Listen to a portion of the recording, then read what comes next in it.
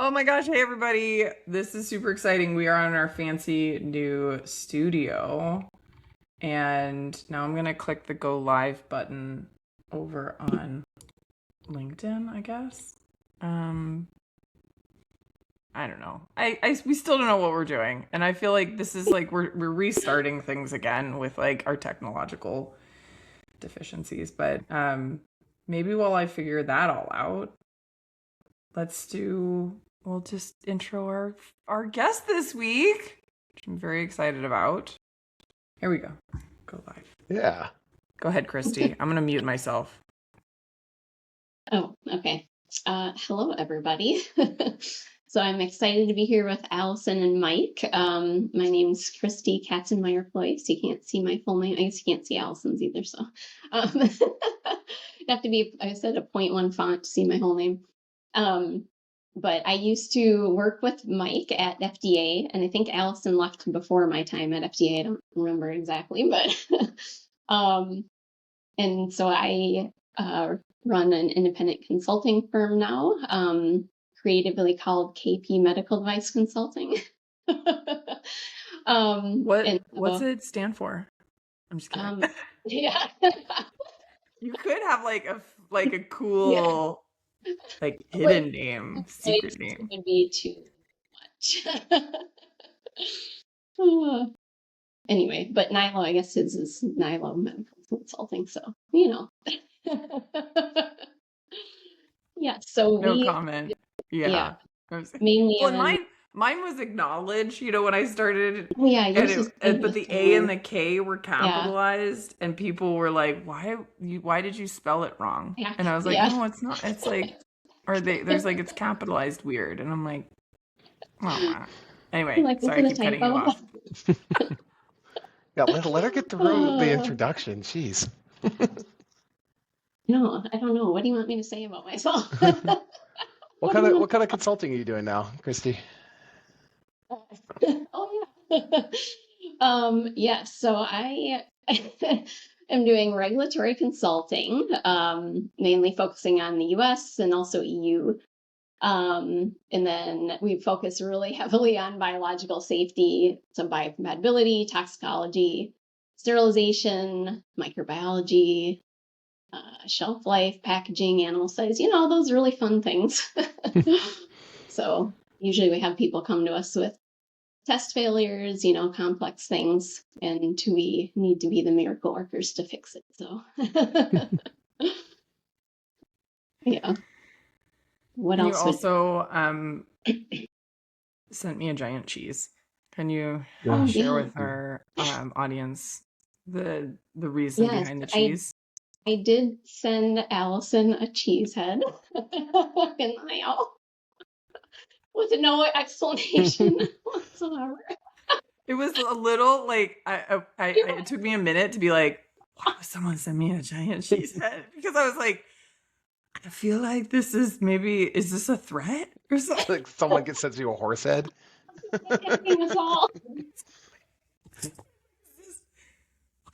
Oh my god. You're going to wake up in Wisconsin. Actually, I was going to send one too because they have all these. So there's like, I'm sure you've seen Allison definitely seen the traditional cheese head where it's like a wedge of cheese. Because I should explain, I live in Wisconsin now. That is the reason for the Green Bay Packers. Anyway, but they do have cheese heads that are like sombreros. And they have one that's like a baseball cap looking thing. And I was like, Mike needs the baseball cap. As a certified Minnesota Vikings fan, I would probably burn it. Yeah. Yeah. Well, my family's from Minnesota, so this is how we. This is yeah. We literally got my mom a Packers sweatshirt. I'm on your mom's side. I'm like actually neutral. I don't really care, to be honest. But, more rivalry. Well, excuse me, rivalry between my husband and my family. That's fine. It's always good. Well, Joe's good people, so I'll at least support that part of the Packers fandom. Yeah, I'll give him a pass. I don't know if he'll accept that now. I know you're All right. Okay, so we always have to start off with your joke after your intro. What's the joke that you're bringing to the table today, Kristy? So, yes, I was gonna say I was trying really hard to think of good jokes, but like most of mine are really wildly inappropriate and not good for this kind of setting. So I was like, what should I? And then I was like using ChatGPT to be like, okay, what kind of funny jokes are there about medical devices? And then you were like saying you really loved animal jokes. And I was like, these are all really terrible. So then I asked ChatGPT, I was like, can you give me like regulatory jokes that are like in the frame of like Stephen Colbert or something like that? But are like PC sort of still. So it gave me like a whole list of ones, which I don't know. I was gonna like read through some of them because I thought some were actually like, oh, maybe they know FDA better than we think. The build-up for this is pretty exciting. It's better be good now. No, I want to know. I want to know what the robots think of my sense of humor. Like, okay, I don't know. Well, like some of them are like funny, but not like. I mean, they're all like PC ones, but so one that I thought was kind of good was like, let's talk about 510K submissions where you boldly claim innovation while aggressively proving you changed almost nothing. And I was like, that is, yes. I mean, I don't know if I'd say joke like funny joke, but like, it's like when you think about the ridiculousness of that, ridiculousness, is what I'm trying to say. But yeah, there was a few others. Verification versus validation. Verification asked, did you build it right? Validation asked, did you build the right thing?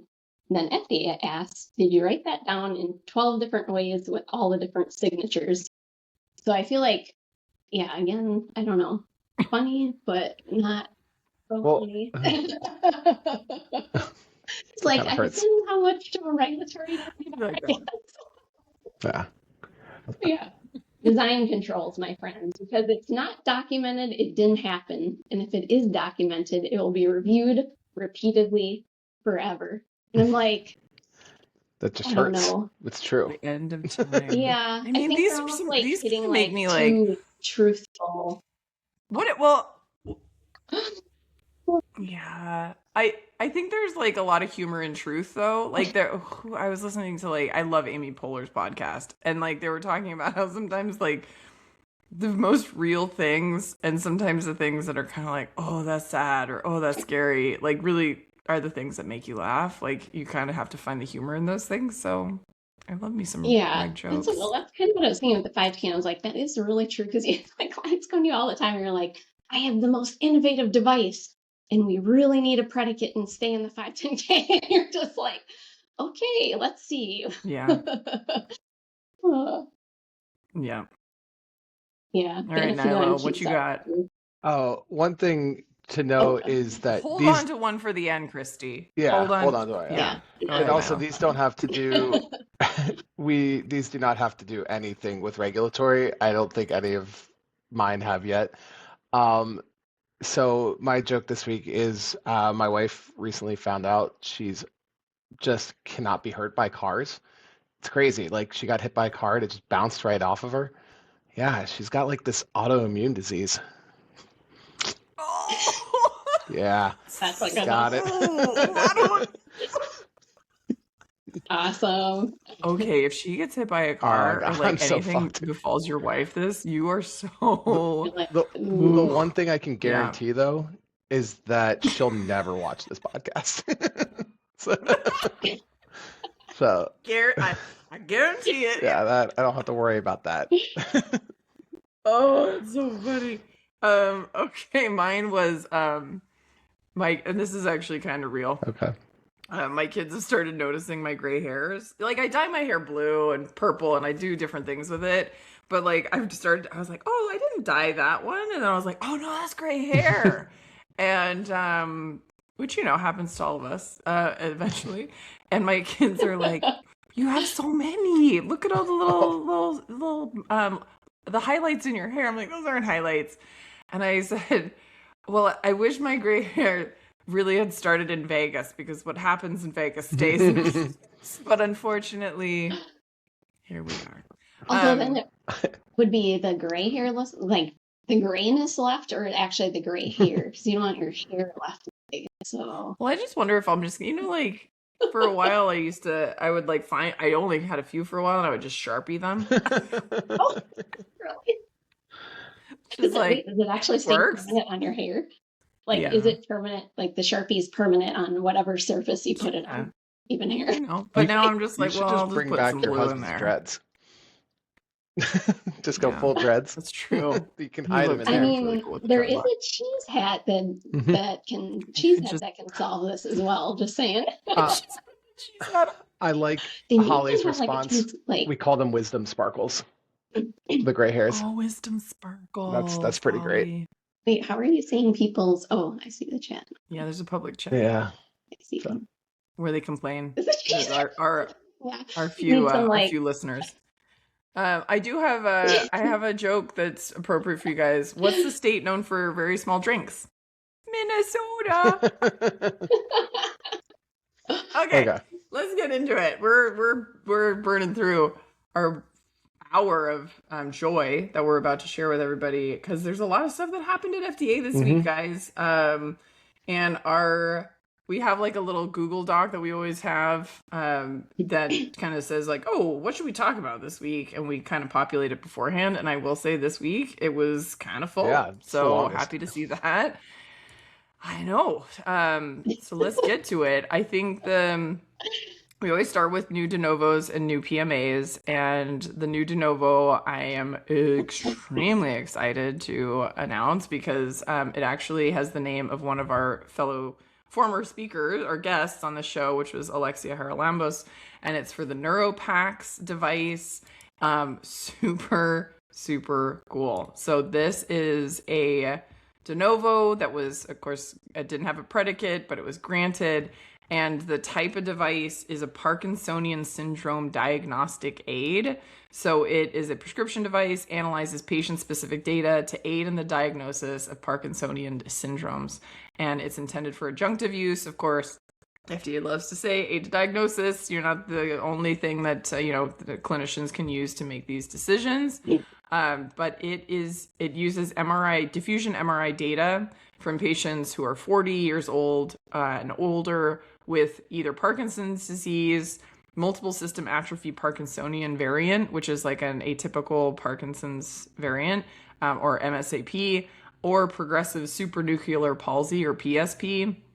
And it provides a classification report based on the degenerative patterns of those two atypical Parkinson's disease. So just super exciting. I saw a bunch of people post about it on LinkedIn, and just like what this means for Parkinson's PD patients, and also people, like the big issue, as far as I understand, is that like some people will be diagnosed with Parkinson's disease, and folks that have maybe an atypical form of it, they don't respond to like certain treatments the same ways. So it's really good to know what form you have, so that clinicians can then say, here's how to plan for your next year, 5 years, like however long that specific variant, like what does the treatment look like? What are your expectations with the disease that you're getting?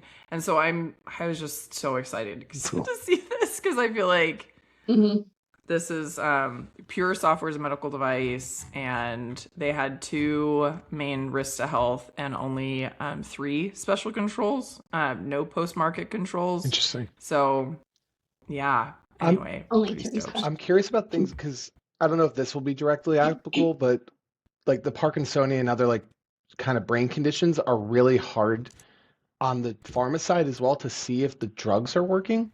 And so I'm always interested when these kind of de novos come out. It's like, is this also going to be a tool for like biomarker for disease progression, or like, hey, does this drug work because we have this software that says it's reversing course or getting, better in some way, and things like that? Because I've seen some other types of devices that look at different like body characteristics or gait tracking or like speech and things like that. And getting the FDA to buy off on it's a good way to, you're not selling the product for treatment, but you're selling it as like a marker of disease progression. In Yeah. clinical trials for pharma is always kind of tough. I mean, it's the MDDT program, which I'm sure Jessica will kind of at some point come talk to us about. But I just love when these come Yeah, out she's because it's it gives confidence that that could be used too. I feel like it just is a statement the FDA has reviewed it as like a good tool in different ways. So 100%. Yeah, and actually, thank you for bringing MDDT up, Nilo, because as the VP of programs for San Diego Regulatory Affairs Network, we have Jessica Mavadia Shukla, who's going to be coming this month, 22nd. It's a virtual talk, and she's going to be presenting about the MDDT pathway, and I'm signed super up. excited that she's yay. And you should just be a member because there's so many good talks. Like, I was putting together the agenda with my committee, and I'm just like, oh, this is so good. And you don't have to be a San Diego person to be a member, and you get all these benefits. So shout out to SD-RAN. I have no shame. We have no rules about plugging things here. So I'm gonna put the link in the chat. Let's talk about the PMA. Who wants to take that one on? I can quickly. There's not, the SSED is not out for it, but the NEXUS Aortic Arch Stent Graft is it's exactly what it sounds like. It's an aortic arch stent graft for what was it for? I had it for thoracic aortic lesions with a proximal landing zone. So it can be, the one thing that's kind of nice is it can be for native or cover like a previously implanted surgical graft. So sometimes if you've already had um, or like a lesion or an aneurysm in your aortic arch, it'll come back even within the graft. So this is something that can kind of be placed within that area too. So sometimes they become weak and you can't put some of the other devices over a previously existing one. So I think that's a little bit of a unique thing, but I'm curious to see when the bigger SSED comes out because you get so much more information from those than just the letter. Yeah. I like the little picture of it though. I Googled it and it looks like I want to put googly eyes on it. There's a big googly eye thing in our house right now. We had some friends here for spring break and the kids, like there are 4 kids in my house and they all found the googly eyes in the craft bin and they're everywhere. They're at like all over my house. And I thought I would be annoyed, but I'm just hilarious, embracing how funny it is. It's so funny. There's some things that I'm like, oh, that was good. That's a good place for googly eyes. And I feel like the aortic arch, maybe that's a good marketing thing. You guys, if there's somebody from the NEXUS team. Usually they put little tiny dots of like platinum iridium for radiopaque markers. If they just change those into googly eyes instead, that'd be so great. Change the shape. Yeah, the radiopaque markers should be googly eyes. That should be a new pilot program at FDA, like the googly eye program. How can you guys, incorporate? We need to. Yeah, skip this READ innovation challenge. The innovation challenge should be putting googly eyes on medical devices. And it should be a requirement for any pre-market submission. You have to send a device sample, and your challenge has to be where to put a googly eye on it as you mail it in. I feel like we can solve so much of the world's problems. What's your marketing plan? Googly eyes. It would just lighten the mood a little. Yeah. I saw a post from Etienne today about, he's at MedTech Innovator and he's always great, Etienne Nichols, but it was all about telling the story and not the best technology gets the funding. It's the people with the best story. I love that. The patient versus the patent, exactly. Right? Like, how did you start? But that's why our marketing plan will work best, because clearly googly eyes is the best story. We started with the patient. Patient first. So Holly's comment was, "Hear me out." Yeah. Like the sushi glory hole. Hear me out. Hear me out. Okay. Yeah. Just think it might lighten the mood for Q-sub meetings too. Like, just I don't know. I wonder if there's a way to put like googly eyes on your I'm sure. You know how you can change your background? I'm sure you can. Well, I know you can like change your look and stuff. Maybe you can put a googly eye on yourself. Okay. Full confession here. I've actually started putting like a pocket full of googly eyes whenever I go to a conference, and I just kind of like put places. Like I'll be at somebody's booth, you know, and I am so shameless now. I go up to booths and I'm like, I'm just here for the swag. Tell me what you got. And I will also talk to you about what you do and like see if this is a good fit, but I'm really here for the swag. And then while I'm talking to them, I'll like discreetly put like a pair of googly eyes on a pen or like try it out. Try it out. Okay, we're getting off topic. It's my fault though. Soccer. Googly eyes. Anyway. No, I know. It couldn't be Allison. How dare. All right, let's talk about TAP. Wait. Not the dance, but the total product lifecycle accelerated program expansion. Okay. So who wants to talk about that? We touched on it briefly last week, but it's worth another shot now that we actually did a little more research. Yeah, neither of us could remember what the new expansion into it was. So, yeah, for the Kristy, do you want to do this one? So did you guys cover? Yeah, I was gonna say, what did you go over last time? I think I missed the last. Doesn't matter. No one was listening. Yeah, Kristy, and I said it expanded, but I couldn't. I said it expanded, but I couldn't find my tab that it told me where it expanded into, so we never really covered it. Oh, yeah. Yeah, well, the thing I got excited about was May 1st is expanding to Office of Surgical and Infection Control Devices, because I worked in at the time it was DSD, Division of Surgical Devices, and I worked very closely with the infection control team at FDA. So that's starting May 1st. So TAP expands that. And I'm sure, Mike, I know you works with a lot of infection control devices. I'm sure we'll be very excited as well. I am.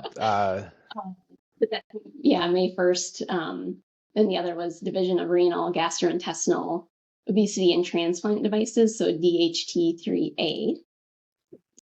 For the Office of Surgical Infection Control Devices, so OHT4, it's listing as the whole office, so sounds like it's the entire thing. And then it was already March 25th, so that's already passed, but they were doing the new TAP expansion into Division of Ophthalmic Devices, so DHT1A, Office of Cardiovascular Devices, OHT2, Office of Neurological Physical Medicine Devices, OHT5, Office of Orthopedic Devices, OHT6, and then Office of Radiological Health, OHT8. So every group now after May 1st will have some TAP program, because OHT3 was part of the original group and OHT7 might have been too. I can't remember on OHT7. So I was wondering if there's So to Jessica that said that should be OHT4 gets everything last. I think they still get everything last. Yeah. But, I know it's always like cardiovascular. I feel like it's always the first, right? Yeah, it's cardio or neuro most of the time. Yeah. Yeah. Neuro, yeah.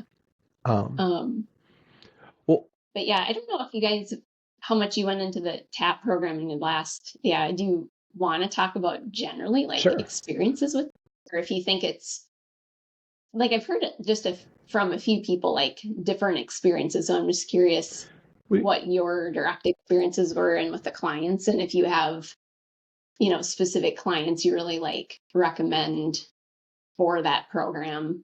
Because my own personal experience, I've actually had very good experience. So it's just what your guys is. We've got 2 clients that went through it, and it's and both were with the cardiovascular group, which I am personally biased toward. I think it's the best group because I work there. But I also really, I just think they were, in general, especially the structural heart group, is always kind of operated with this kind of interactive mentality.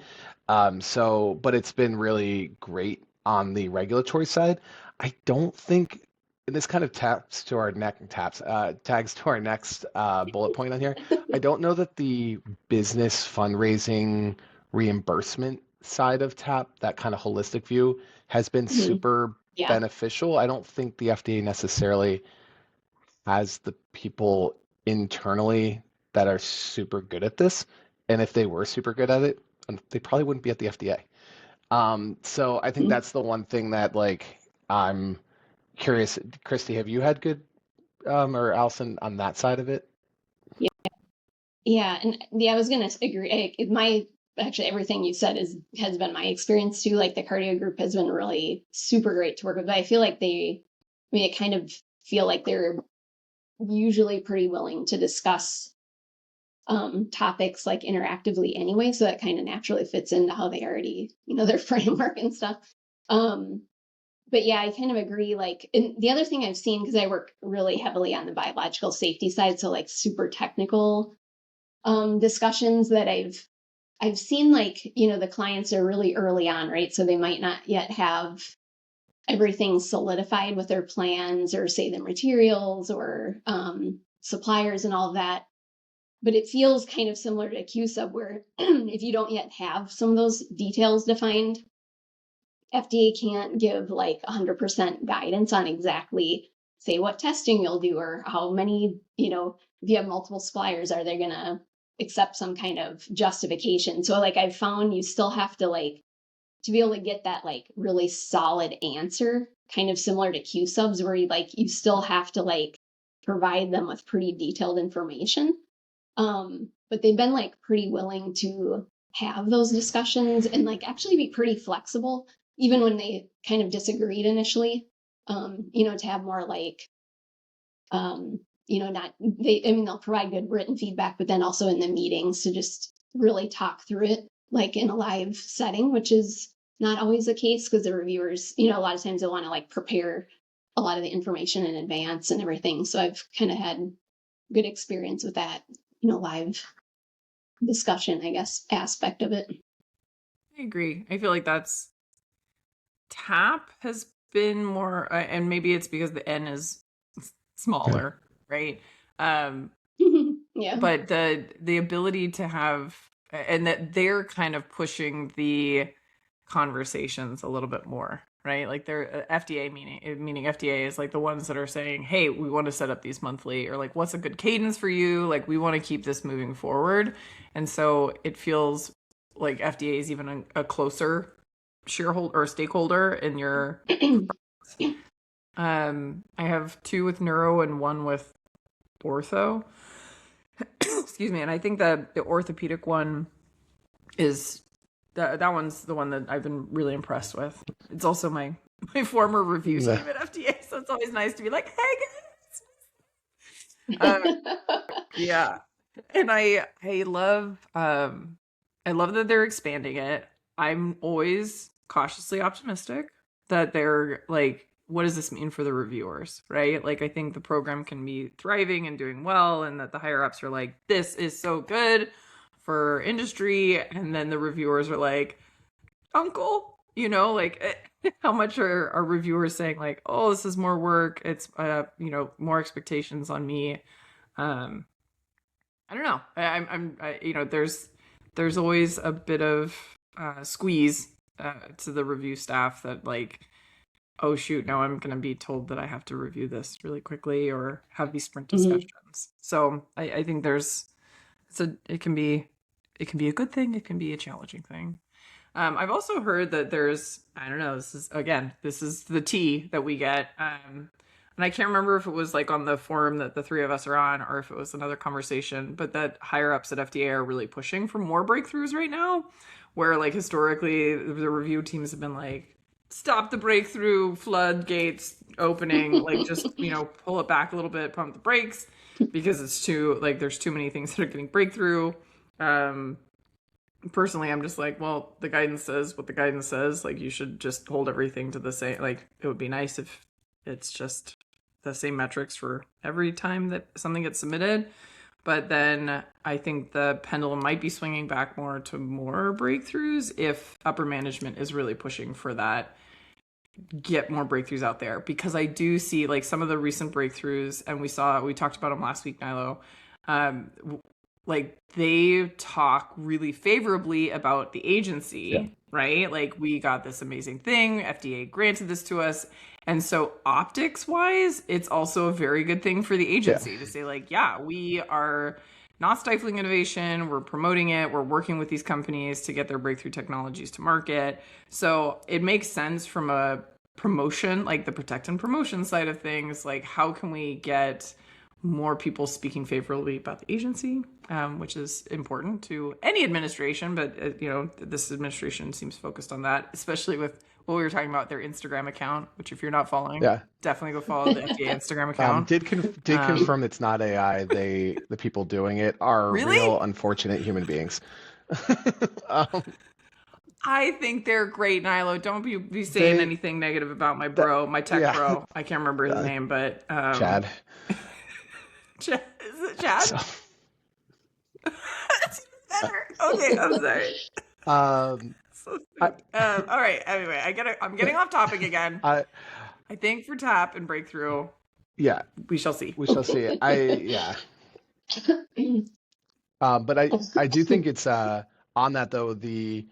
It's in the thing that Jeff Shuren, Doug Kelly, and Rusty are setting up their own little venture group. Yes. Which I'm curious to see how that works. They're trying to. Did you see that article from David Fillmore? That's what I have. Yeah, I have it for MedTech strategist. I have it up and I read the first paragraph and that's all the further I got before this. But it was like, ooh, this seems like you don't usually see folks leave the FDA and get into like investment.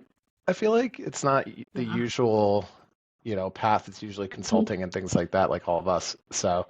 I'm curious to see how it goes. If they've got different angles. Kind of an interesting approach because I don't know how you guys have been like over the last. Well, I mean, there's a lot of funding cuts, obviously, last year. But I've just seen over the last for sure the last year, maybe even earlier, just felt so much more pressure by the investors, and it really besides just the financial side, pushes what the companies are doing in the submissions and maybe jumping a little bit earlier than I would expect them to. I don't know if you guys have been seeing that, but there's been a few cases where okay, you're not really quite ready. And if you go in now, it's just really, you're kind of setting your path on to not a good one if you're going in too early, right? And so I just am curious if this would be, because I feel like maybe the traditional investor, I don't know, they're all different, I'm sure, but their main, I guess, impetus is to make money, I would assume. And that's kind of what's driving it. I'm curious here if it's they're really trying to push this innovation and they can really help in that way because they would know the FDA background enough to know okay, if you're going in too early, that's also just really not good. Once you get on a bad path, it's hard to steer away after that point. I don't know, I'd just be curious how they would help with that aspect. I just have been seeing that on testing sides quite often where it's people will have test failures or something and are going to go to FDA anyway without any root cause analysis, or mitigation or anything. So it's, I don't know, it's kind of interesting thing to follow, I think. I'm just fascinated as to I have so many feelings about the David Fillmore article, or the MedTech strategist article, I should call it, but David wrote. Yeah, I love him. Yeah, he's great. He's the best. And I just, how do we if there's a bunch of former FDAers and how dare they? They're all this one. Yeah. It's its own form of approval, right? Are they saying this one is gonna make it, and so we're gonna invest in it, and so it's a signal, right? I do think it's a way of them saying maybe. Yeah. And I think Doug Kelly, I think those folks have a really good mind of which ones they've actually seen go on past FDA and succeed. But if it's a nod, kind of breakthrough started off as a nod saying this one is one to watch, that's really exciting for the companies that get that are invested in by this group. Yeah. I think when it was saying that about the TAP, the TAP. Oh, sorry, same right. Yeah, I was gonna say they're trying to model the TAP, I guess, kind of life cycle idea. So that's also really interesting. I'm curious because especially with Jeff leaving and the way that kind of went out is how do you kind of protect yourself from the viewpoint of undue influence? We've got, people who just left the agency at pretty high level positions that weren't reviewers really, but like, definitely had, I don't think anyone had, they all had incredible sway. Is like, are you, by that blessing, you also going to have like oh, this person has the inside track because these people have influence. So I'm always kind of like a little hesitant to like go full bore because it's got a little bit of old boys club aspect to it, and I don't love that. But it is. Yeah. I'll be interested to see. And I think when we were kind of taking a step back on the TAP and breakthrough thing, and you were mentioning funding, Kristy, I do think funding has been really tough for companies to get to that Series A where they can run their bigger pivotal trials. And like, to me, breakthrough should be for class 3 devices that need clinical, or things that need clinical evidence anyway. So, but getting money to get to that, like to run that trial has like been really hard. So I, and you don't get breakthrough without some clinical, and you don't get into TAP without breakthrough. And so I actually think that early funding, so the White Oak group is going to kind of identify folks early and invest in them so that they can get to their first in man studies and into the breakthrough and into TAP. That would be cool, because I think that's a big area where funding is like missing right now. And I think that is actually what, I mean, obviously private equity and like money, trying to drive profits as quickly as possible is a big thing. But like, I think people are going to FDA faster because they need that, their investments are tied to that interaction, and they can't go do their study until they get that part. So they're going like, well, we can't survive month to month, and drag this out any further. The cost just to keep the lights on are too much. So we have to go to the FDA. And I think that part is like a big struggle right now with the funding. So any group that's investing I there. agree. That's what I've been seeing. I'm fascinated by some of the comments that I've had folks tell me, like these startups that are like, we really need this FDA interaction or this milestone because the investors need it. And that's the next gate for funding. And I'm like, do you want, oftentimes they'll say like, can you come on the call and like explain this to our investors of like why talking to FDA right now is actually a bad idea, or why like we should wait 6 months, and I wonder if like maybe this group at the White Oak, whatever, 66, whatever venture fund, maybe they'll be a little more regulatory savvy about that. I hope, because sometimes I'm like, that should not be the thing that your money is hinging on, because if anything, that milestone is actually against your best interest. Yes, exactly. So like, that's what I was, I was like, if you want to get your money back, you probably shouldn't go in this order. That's exactly what I've been seeing. It's almost like, okay, this is a really terrible idea. I mean, because they would understand too, like, just, the impacts at FDA, right? That puts a lot of like, I mean, FDA is already under a huge amount of burden, this like decreased staff. I mean, they're, even before all of this last year, it's like we all work there. It's a lot. It's a lot, right? You're working crazy hours and it's stressful. And I think like putting all these submissions in front of FDA that aren't really ready, it just puts a lot of more burden on them. So I feel like this new VC group, they'll understand that point, and I hope so. Maybe. And you said, Nilo, it feels kind of like an old boys club, right? Which it does. It's like all dudes. And that's why, Jeff, if you're listening, you should also hire me and Kristy. Don't hire Nilo. He's another he's a white dude that's kind of just like with a podcast as well. The worst. It's a podcast. Yeah. I feel like Kristy, you and I could be really good, Oh my gosh, price tags right. Oh, yeah, super fun job to help like identify which companies would be like to back, because I don't know, that is like a really hard thing, because you see so many different like devices and technology going through, and I mean some are really like, it's hard because like sometimes there can be other issues, funding or something else where it's not getting through FDA, and you're just like, oh, this would be just so amazing, So to be able to help influence that would be super cool. 100%. Let's I think we have like 2 more things we got to talk about before the end here. We skipped a couple up top too.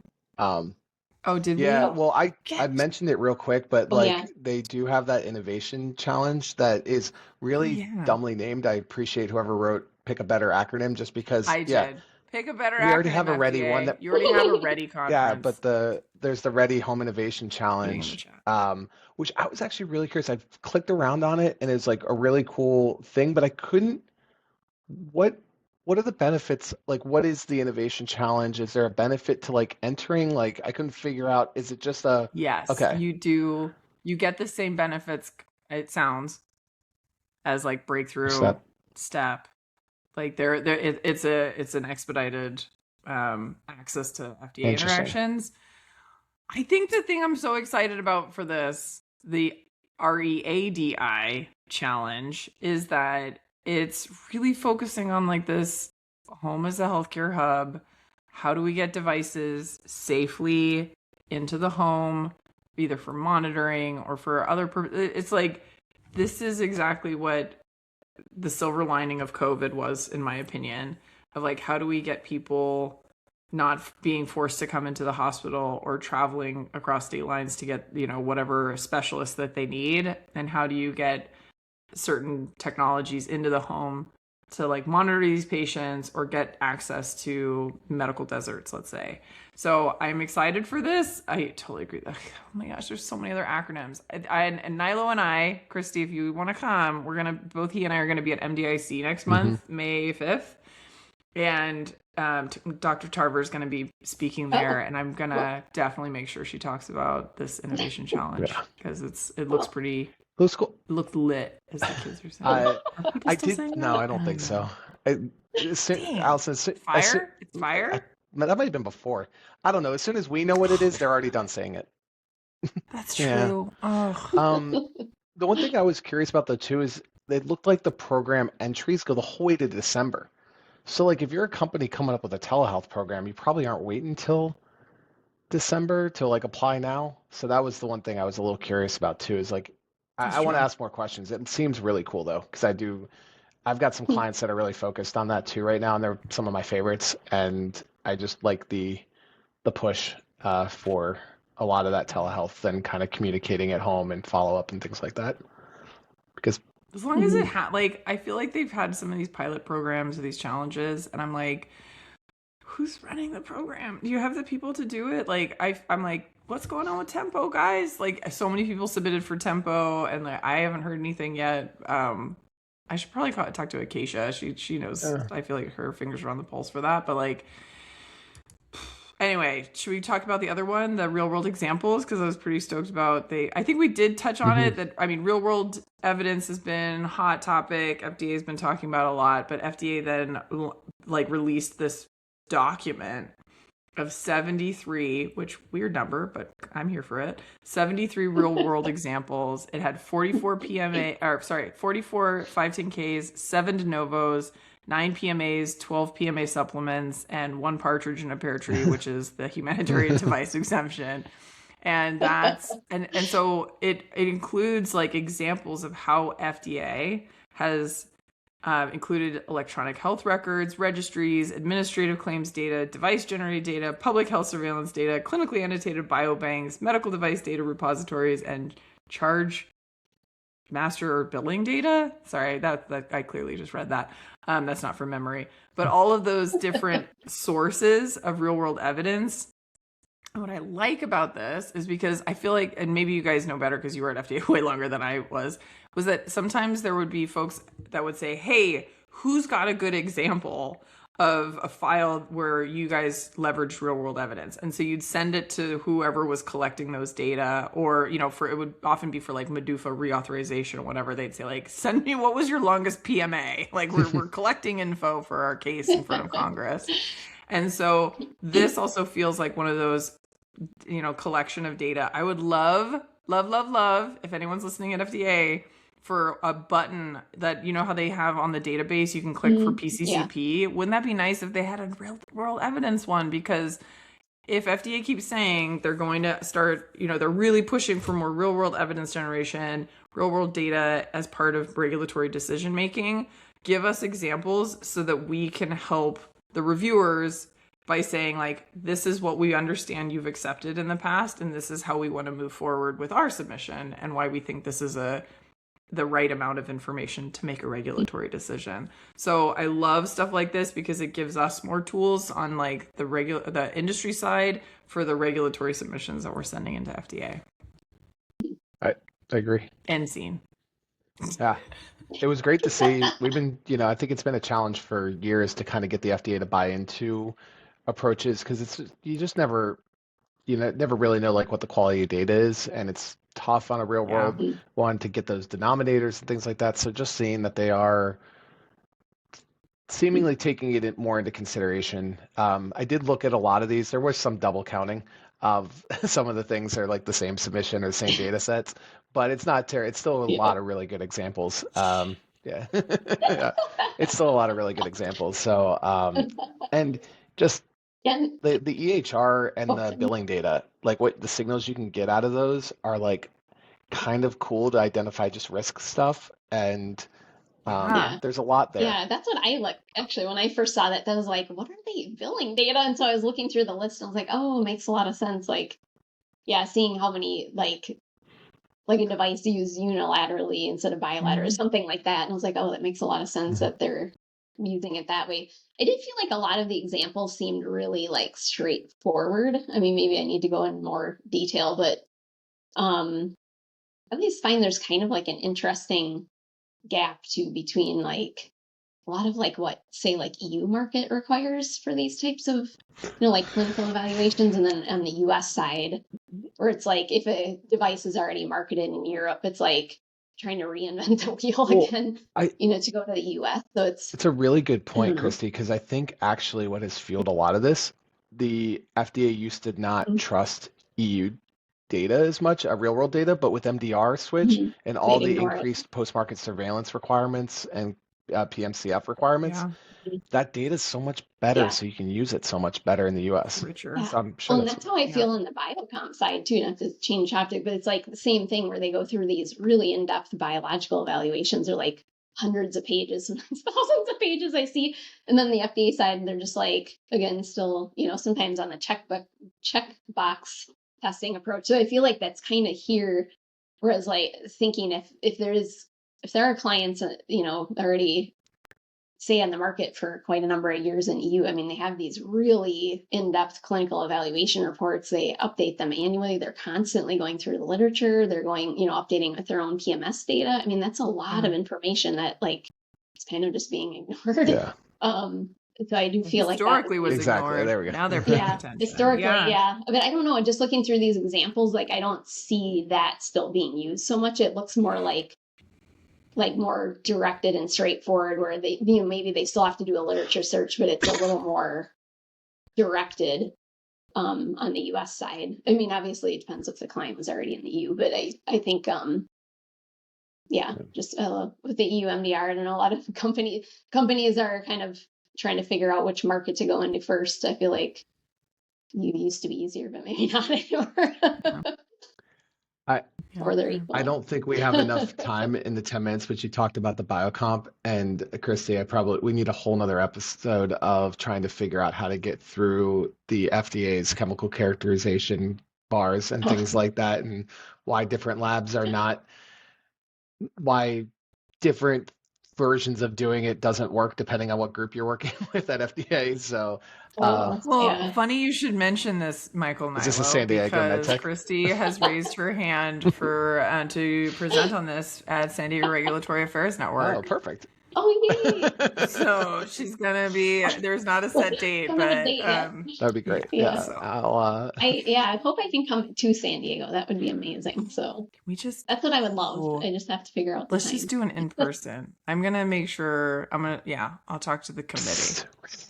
And Mike really needs to join. Today? Oh no, way! It is one. Oh, it is the. Wait, I should get that shirt. I'm gonna pin it, Kristy. It's happening February next year. So on the date, but it's happening. It's gonna happen. Wait, what? For real? Wait, it's for real. For real. I made the statement. I don't know, like a couple weeks back, and like So it's happening, and it's gonna look a little different because I don't know. We've all grown. We're all a little old. I saw actually on my phone, one of the pictures came up of like all of us standing, all the speakers in that. And all of us, I should say to the three people listening, like the three of us were all speakers, of course. And I was like, oh, we look like babies. I didn't have as many, like my gray hair. So. I don't know. Look back at those. And Kristy was fresh back coming back from Europe, and I know. I think I had just literally like the month before moved back from Germany, and I was like, San Diego, yes, because I'd been living Germany and then like Seattle, like all places where it's gray, like all year. I was like, I need some sun. Yes. And Jessica asked, "Is it a conference?" Yes, kind of. I don't know. Would you call it a conference? It's an experience. This is not a conference. It's an experience. Maybe we have I'm gonna actually incorporate a sound bath. Oh God. And we're just going to have this. It's gonna be an ASMR experience for one of the breaks, and it's just gonna be me with like healing Velcro from like a blood pressure cuff. It's gonna be like a whole sound experience of medical technology. Nilo, you look like you're disappointed. This is a brilliant idea. As long as the blood pressure cuffs have googly eyes, we're on. Maybe that's gonna be the shirt. It's just gonna be that could be the icebreaker for the conference. Is like you have to find the googly eye. Maybe you need to like match it up with someone too. Like they need to find their googly eye, and you need to find your googly eye. It needs to be the right color. It'll be like different colors. Like find your googly eye. And then you have to like talk and Oh my gosh. So you guys are now both on the committee. So I'll explain Reg AF real quickly to the 4 listeners. Allison used to put on a conference experience in San Diego every year that had the speakers were great. It was only like 200 people in a single room. We got a lot of time with everyone who came, and it was awesome. And it was a lot of fun for us ex-FDAers to hang out. So it was a good excuse to go do that. And it hasn't happened for a couple of years. And Allison, hashtag MedTech Hype Woman, is bringing it back, which is awesome. And you missed the most important part, tacos. Oh yeah, tacos. And there are tacos. So there's scootering around San Diego. Yes, the scootering and the tacos. Scootering might be part of the growth thing. That seems really dangerous now. I know. Like, what the helmet? But then also they let you rent them, and they're like, wear a helmet. But I was like, where am I getting a helmet? Yeah. Like, I didn't get on the plane. I didn't get on a plane with a helmet. Yeah. Don't you have the ones that like it's like a little neck pack and it like expands over your head? Those are like it's like they have this for skiing too. Maybe that'll be the swag. Should we just get everyone like inflatable helmets? I don't know. Yes, with the googly eye. Okay. The last we're gonna hype. I think this is maybe because this is clearly now a podcast, we're gonna just be like, this is sponsored by Regulatory AF. Yeah. By Spin Scooters or whatever the brand is. Yeah. I think it should be brought by Helmet, like a helmet brand. Yeah, that's probably better. That might be a good idea. Oh man. Another plug. We have 2 more things on our list. Please, FDA, update the org chart. Yes. Oh my gosh. I just saw Anton Dmitriev he's now the new acting or division director for OHT4, which is great news. He was over in orthopedics for a while, then he went to OCEL. Awesome guy, really. And like, I'm happy when I see the people filling in those positions that have a lot of institutional knowledge, because they should. So happy to see Anton in there. And then it's just the org chart. There's so many people that have left FDA that are still in the org chart. I'm like, guys, you gotta fix that. Also, FDA, please update your De Novo summaries. They're getting 2 years old again. It's so frustrating. Like, companies rely on this stuff. Just post them. Yeah, it's not Peter's fault though, right? I feel like it's the it's OMB, right? Or what it goes through an extra thing. Or the FOIA service. I don't know. It was something like that. Yeah, I don't think it's actually. It's probably not CDRH's fault at all.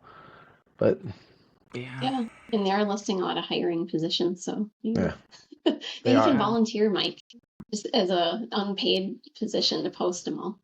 No, but you know what? I talked recently at. He's like, No, no. absolutely not. I don't like No, like, there's a lot of, they're posting all these positions. Everybody has been reaching out for internships. FDA, hire some interns. Let them get some experience, get them in the government, and let them post some read, edit, and post SSEDs and decision summaries. Actually, that's a really good because they'd learn a lot Yeah. and they'd be up for the rest of us. There. Yeah. That's my idea. So we need to tell this. Yeah, that's another thing we should tell Michelle. Just post her all ideas when we see her. We're just like, Michelle, we got something to tell you really quick. Yeah. I've got a list of grievances and you're going to have to. Hear me out. Oh man, it's gonna be the best. Okay, I know we had another bullet, but let's kick that to next week. Okay. Because it's let's just, Kristy, how do people find you? Where do people find, like, they want you to help them consult? How do they get a hold of you? What's your cell phone number? No, I'm just kidding. Don't worry, no one listens. I'm totally gonna send mics right now. I'm just gonna say it a lot. No, I'm just kidding. So you can go to my website at www.kpmdc.com and you can reach out to me there or on LinkedIn. And I will try to come up with some better jokes in response if you contact me. Okay, I liked your jokes. Yeah, they definitely were like real. They were very real. When I was first reading them, I was like, yeah, these are like, I don't know. Real to the heart. Also, you can find me at bluestocking.health. And Nilo, where can people find you? NiloMedicalConsulting.com or find me on LinkedIn. I'm one of the few Michael Nilos out there. You should be able to find me. There's more than one? There is. I think I knew this. They're not in the US though. So I'm the US Michael Nilo. Oh my gosh. I think there might be more than me now. That'd be so confusing. It would be. Is there a lot of Allison Komiyamas? I mean, you're kind of a big deal. So I feel like if there are probably a lot of people that are like, our last name is Nilo, we should name our son Mike. Yeah, definitely. There's a lot of first name Nilo people. So definitely just switch your last name to Mike and flip the name the whole way around. Oh. Yeah. Is Katzenmeyer a popular first name too? Do you get that oftentimes? Yeah, I was going to say, I don't think I've ever had myself mistaken for anybody else.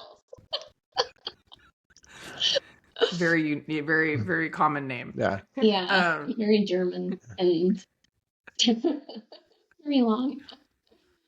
All right. Well, thanks so much for joining us this week, Kristy. You rock. We are excited to see you in person at Reg AF, if not earlier. Yeah. You should also consider the MDIC and come hang out with like Gemma and Caroline Rim's gonna be there, Melissa Hall. Like there's a bunch of us. So there are literally dozens of us. Dozens. All right. All right. Thanks everybody, and we will catch you next week at TTKU. Bye. Bye. Thank you.